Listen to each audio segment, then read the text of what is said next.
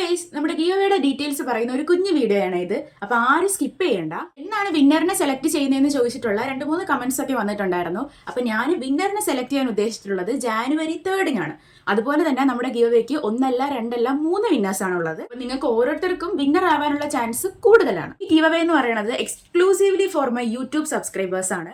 പിന്നെ കണ്ടീഷൻസ് എന്ന് പറയുമ്പോൾ വളരെ സിമ്പിൾ ആണ്. എൻ്റെ യൂട്യൂബ് ഫാമിലിയുടെ ഒരു മെമ്പർ ആയിരിക്കുക, അതായത് എൻ്റെ ചാനൽ ഒന്ന് സബ്സ്ക്രൈബ് ചെയ്തിരിക്കുക. അതുപോലെ തന്നെ ഈ വീഡിയോയ്ക്ക് താഴെ വന്ന് കമന്റ് ചെയ്യാം. നിങ്ങൾക്ക് ഇഷ്ടമുള്ള എന്ത് വേണോ കമന്റ് ചെയ്യാം.